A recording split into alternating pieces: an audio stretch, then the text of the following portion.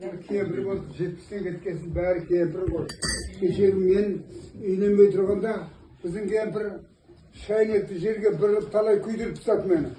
Мына көкшенекті қашан құтамын, қашан құтыламын деп. Өзі баласını алып алды да қосырға шығарды. Онда бетін айтып талай оны жылатып алдым мына жерде. Қандай қаттысың деп мені жер-жеріме жетіп қалды. Маған қалай айтып отырсың осыны деп. Айтпасаң енді неше рong бар сенде. Алып алып, ағамды жылаттың ба сен білесің бе деді. Ағам маған жаман айтты бір күні. Сендер естіген жоқсыңдар. 79'da келді ғой армиядан. 69'da. 69'da. Келді. Bir екі үйде болып. Сосын бір күні мен шөпке өтіп қалсам, үйге келсем, жаукен өтіп біздің үйде. Ой, сен ауыз. Үндемейді, төмен қарайды. Сосын жерде. Ай, бұл біздің үйге келді ғой, қайтып деді кемпір. Үн жоқ мен қалып ойып тұрмайды, бір шынымен жерім бір түрлі болып қалды. Күн жаңбыр 2 күн қатар жауып қойдың асып шығып кеткеннен кейін шарбақты бала ауыстырамыз деді ағам. Шарбақты ауыстырып жатқанда ағам өзіне өзі бірден сөйлеп жүр. Сөйлеп тыңдасам айтады. Жетаттан сізге бал өзімдікі деп алды. Оны алып алса қолсораға тайып, қолсораға айдап жүреді. Бала ертең қатын алғанда біздің үйге түсір деп сөйледі. Тап осыларына бір өтірігі жоқ. Енді оны түсірейін десең, онда парвайшыға құлақ қалу мүмкін маған. Бірақ сол уақытта 55-те. Біреуіңді оның жасына кетіп қалдар сендер.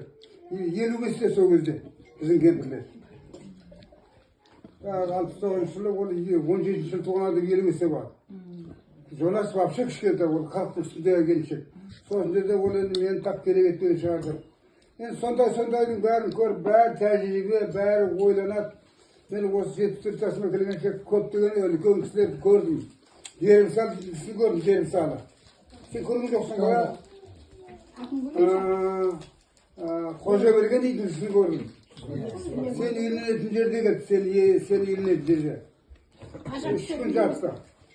Біздің үйден бір марқа, сіздің үйден бір марқа. Ой, жырды төгіп, сонда жаңағы.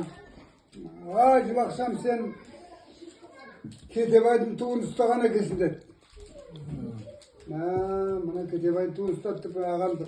Онда маған кейіп, ана жұмақ шырақты мақтап жатыр. Сен қасқада одан жоқ деп шалын түйгіштеп жатыр яна. Ол оттамай отыр дейді, жайлап қана үндеме дейді. Солардың бәрін көріп, мен жаңағы Мұхтардың 60 жылдығында айтқанмын жаңағы. Сен өтеге туын ұстаған адамсың деп өлеңге де солай қосып едім. Сол әлі қазір сол ойымдасын. Сосын жерде мына кешегі бір марқалып келгеннен кейін тіпті мен шыдай алмадым, мынадай өлең жазған екенмін Мұхтарға естелік деп. Бауырлардың бәрі қосылды сол уақытта, бауырсыз болмайды екен өзі. Бауырды сыйлап, бауырды бірге жүріп, соның жаманын жастырып, жақсын асырған семья, ол жаңағы ұжымаққа барады дейді. Ұжымақ деген зат дегенде, ұжымақ деген осы тіршіліктегі жақсы өмір сүру. Жалпақ тілмен айтқанда. Бауыр деген жақсы екен, жиі хабарласатын, бара қалсаң үйіне бір жілігін асатын. Ренжісең біреуге өзі қызық жігіт деп, пендеміз ғой күреке деп көңіліңді басатын. Наурызда бір мезгіл қол алысатын, бұда жақсы тумаластар табысатын. Бір мезгіл ренжісіп қалсақ егер, кешірші деп артынан қол алысатын. Жас кезде асық ойлап, бала болдық, бұл күнде ақыл айтар дана болдық. Балалар, немерелер, шөберелер, елімізді көркейткен қала болдық. Деп айтқам жоқ, Құдайға ұнайын-ай, жазбасын асылыққа Құдайым-ай. Бала шаға ырым бұтақ өсіп өнсін. Аллаға мінәжатты қылайын-ай. мұқтажан көрмегейсің жамандықты, қалған мезгіл жақсын саған амандықты. Баласы жұмақшам болғаннан соң, қалай саған қияды сараңдықты. Мырза деп мақтайын деп жатқаным жоқ, қай уақытта да таң болып атқаның көп. Баласы жұмекеңнің болғаннан соң, бауырларға бір мал сатқаның жоқ. Сенен басқа балдарды мырза емес деп айтайын деп отырған жоқпын және. Өккелеп қалмаңыздар қалғандарың, өнен бір адам мақтайсың деп. Көріп жүрмін, әлде көріп жүрмін, әлде маған көмек беріп жүрдің. Келіншегің ода өзіңе сай болып тұр, қойғандай ақ жонастай тай келіп тұр.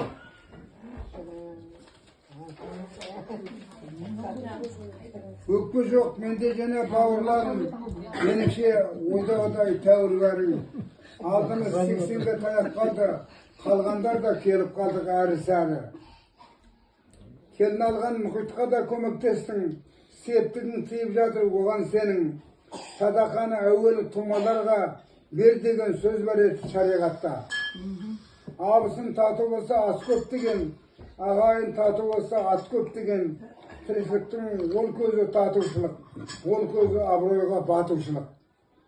Сөйлесем сөздің бәрі жақсылыққа, үндемеген демеймін жатқылыққа. Жақсы сөз жарымыз деген екен, артыма сөз қалдырсам баршылыққа. Білмеймін әке шеше кететінін, білмеппін әке шеше кететінін, ұрпақтың өсіп өніп жететінін. Бұл сөзім артта қалған ұрпақтарға білсе екен бұл заманның өтетінін. Сол үшін жақсы өмір сүрген дұрыс, күлетін жерде ғана күлген дұрыс. Өмірдің мәнін ұғып түсініңдер, қалған мезгіл өмір сүріп білген дұрыс деген. Осы мұқтар саған естелік қылып берейін деп отырмын.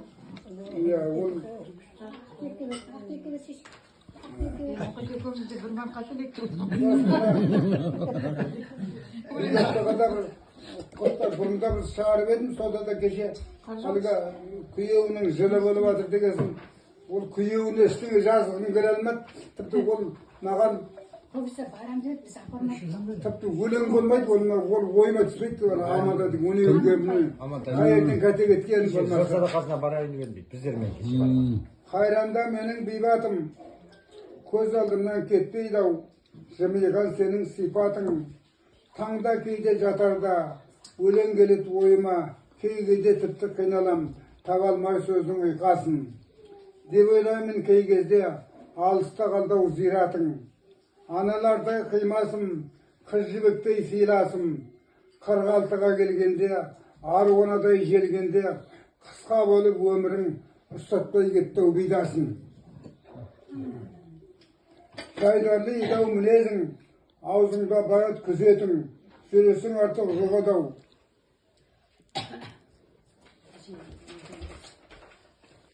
Бәрінде оның білемін, мінезіңде онық деп, мен сияқты дізетіп, бірге оқыған молқатта ағайынды бізедік. Бірліктің сегіздік мектебінде бірге оқып бірге өстік, бір көрпенің астында. Үлкен аппақ қағаз, ода бір рет қасымда. Қарзаубай жиен тағы бар, демейін оған көңіл тар. Қартайған соң адамда сәл нәрсеге ренжіп, сәл нәрсеге қуанат. Бала болған кезіміз құмырсаққа жұбанат. Үлкейген соң адамда көңілшектік болады, сәл нәрсеге ылғалдап. Көзіңе жас толады. 1926-ның күзінде қайтқаныңа апаң дәл 30 жыл болады. Рухылса болар еді, деп ойлаймын апаның. Жұма сайын оқылса, артығы болмас батаның деп аяқтадым. Ол көп түседі ойыма. Себебі бірге жаттық, бірге оқыдық, бірге жаттық екеуміз. Бір көрпенің астында аққаз бөлек жатады, біз екеуміз бір жатамыз. Өмір бойы 8-ге дейін солай жаттық біздер. Оның жаңағы жүріп жүрген жігітте де білем, ол маған да сырын. Мен мына жігіт менің жігітім ғой деп қойды ғой. Амантайды ма? Кәу жігітке тап болмады әуелі. Мына шотық дейтінді білесің, Артықбай деген. Иә. Мына Сағынбаев бастығы. Сонымен тым жақсы болып жүреді, ол артынан ағылып кетті, қалай кеткен білмеймін. Оның артынан барып Амантай тап болды ғой. Амантайға барайын деп барған жоқ, ол мына Мизамайдан қызығушын бар. Оның сырын мен айтайын. Мизамайға береді бол, содан мен ойда айтам ғой. Сен бармайын дегенде бір жерін кесіп алмайды ғой. Бармайын деп қақшып қатып қол несің бар. Соған айта алмай тұр ғой, жігер жетпейді бармайын деп. Соған аман жоқ, береді деп Амантайға барып қосып кетті. Енді онда ұрпақ өндірді, өсірді, бәріменен болды ғой. Балдар кетіп қалды, өзі кетіп қалды. Қырқал жас дейтінді қара сен. Қазір осы мінеке мына мен әлі кішігенім 40-тың үстінде жаңа шығып жатыр. Осындай мезгіл ғой. Салқын тиіп оқсатты ғой оны. Оны мен білемін қалай білгенін, қалай салқын тигенін бәрін, бірақ естейін енді. Қолынан іштей келмейді жаңағы. Жаңал апамыз дейтінде өпірім болып сапсын. Сондай өмір өтіп жатыр шырақтарым енді. Сондықтан дендерің сау болыңдар ең бірінші. Басқа болса да денің сау қыл деніңді. Қалай болғанда да жылына бір мезгіл көріп, барлық нәрсені қаратып, доғдырдан қалмай, мәселен менге дейтін кісі бар, Ғабиден біледі, Аққа қыз біледі, қазір 93-інде. Өмірінде курорттан қалмаған адам. 40 жыл бойы курорттан қалмадым дейді. Бір жыл қалып қойып едім, ауырып қалдым дейді. Сол сияқты 40-қа келгесін, өздерің күтімдер барған болды ғой. Біреудің тойы, біреудің садақасы, біреудің бата оқуы 5 теңге пайдаспайды ол. Ешқандай пайдаға аспайды. Тек қана өзіңді ойлап бітті. Менің кейінгі осыңды көріп жүргендегі ойға тигендерім осылар айында. Мен де біреуге бата оқушы едім, артынан ол бата оққанның пайдасы жоқ екенін білдім. Бір теңге пайдаға аспайды. Бата оққаны мына Қайшыбай дейтін кісі үйінің қасында талай адам өтсе бармайды. Неге бармайсың? Ой, менің өзім сол кісінің рухына батамды үйде оқи беремін. Сол бола ма? Болғанда қандай? Ал Қайшыбайдан өлемезсің ғой. Соған бата оқитын болсын. Ертерек неге айтпадыңыз? Біз білмей қалдық. Тыным көрмей жүрміз ғой. Солай айтам. Бата оқып құра жүрміз де. Ал солай шырақтарым. Мені маған қоятын сұрақтарың болса, осы қалай ма деп оның бәрін айтыңдар болса. Енді мен кетіп қалсам қап Құдайкені сұрамаған екенбіз деп қалмаңдар ертең. Талай нәрселер